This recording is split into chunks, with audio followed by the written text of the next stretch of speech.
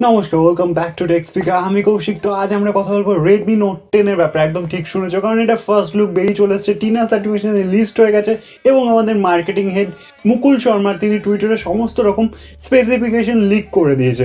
তো সব রকমের ডিটেলে কথা বলবো। অ্যাজ অলওয়েজ আমরা স্পেসিফিকেশনের ব্যাপারে কথা বলবো, ফোনটার ফার্স্ট লুক একবার দেখে নেবো সেরকম করে, একদম গোটা ডিজাইনটার ব্যাপারে কথা বলবো ফোনটার, এবং কথা বলবো আমরা কবে লঞ্চ করছি, ইন্ডিয়াতে কত টাকা প্রাইসে লঞ্চ করছে, সমস্ত কিছু একদম ডিটেলে এই ফোনটার আজকে 100% কনফার্ম নিউজের ব্যাপারে কিন্তু কথা বলবো এই ফোনটার। তো তোমরা ভিডিওটা লাস্ট পর্যন্ত দেখতে পারো, খুব ইম্পর্টেন্ট কিন্তু হতে চলেছে। চলো দেরি না করে আজকের ভিডিও করি স্টার্ট করা যাক। তো প্রথমেই আমরা ডিজাইনের ব্যাপারে কথা বলবো। তো যদি ফার্স্ট লুকটা যদি দেখি একবার ভালো করে, তাহলে তোমরা দেখতে পাবে এখানে রেক্টেঙ্গুলার কাটে ক্যামেরা দেখতে পাবো, যেটা তিনটে শুটার পাচ্ছি বা তিনটে লেন্স কিন্তু আমরা পাচ্ছি, মানে ট্রিপল ক্যামেরা সেটআপ আমরা পাচ্ছি।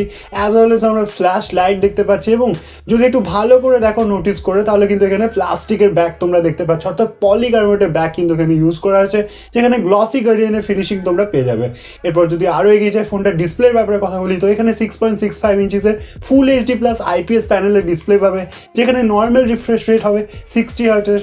এখনও পর্যন্ত কোনো হাইয়েস্ট রিফ্রেশ রেটের কিন্তু কোনো রকম নিউজ আসেনি, তবে এটাই ধরে রাখো নর্মাল রিফ্রেশ রেটই পাবে, কারণ এটা বাজেট ফোন। তো বাজেট ফোনে নর্মাল রিফ্রেশ রেট দিলেও বাকি জিনিসগুলো কিন্তু ভালো দিচ্ছে, যেমন তোমরা সেন্টার পাঞ্চোর ক্যামেরা পাচ্ছ, আইপিএস ডিসপ্লে পাচ্ছ, full HD plus display resolution পাচ্ছ, 6.67 ইঞ্চিসে বড় ডিসপ্লে হচ্ছে, আবার কি চাই, যথেষ্ট ডিসপ্লে।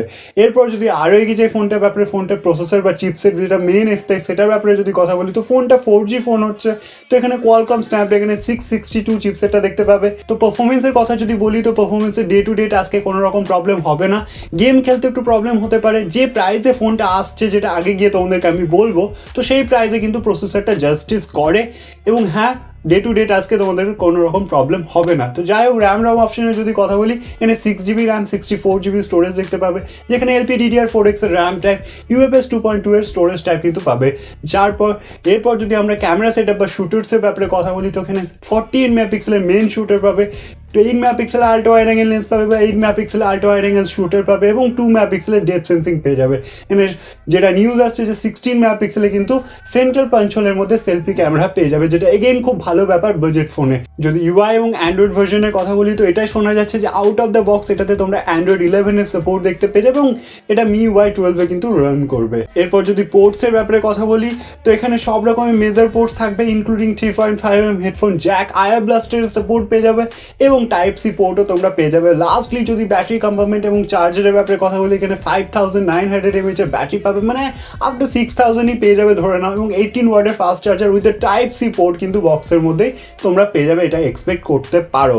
ব্যাটারিটা একদম কনফার্ম, চার্জারটা একটু হেরফের হতে পারে, 10 ওয়াটও দিতে পারে বা 18 ওয়াটও দিতে পারে, এখানে একটু কনফিউশন কিন্তু আছে, যেটা লঞ্চের পরই বোঝা যাবে। আপাতত তোমরা 10 ওয়াট বা 18 ওয়াটের মধ্যে ধরে রাখো। যাই হোক, এটাই ছিল কমপ্লিট স্পেসিফিকেশন রেডমি নোট 10 এর ব্যাপারে, যেটা সবার প্রথমে বাংলাতে শেয়ার করলাম। এখনও পর্যন্ত যদি ভিডিওটা তোমাদের ইনফরমেটিভ লাগে, চ্যানেলটাকে সাবস্ক্রাইব করতে পারো, বাংলাতে টেক স্পিকারকে সাবস্ক্রাইব করে রাখলে এটা প্রমিস করছি যে সবার প্রথমে টেক ব্যাপারে তোমরা কিন্তু জানতে পেরে যাবে।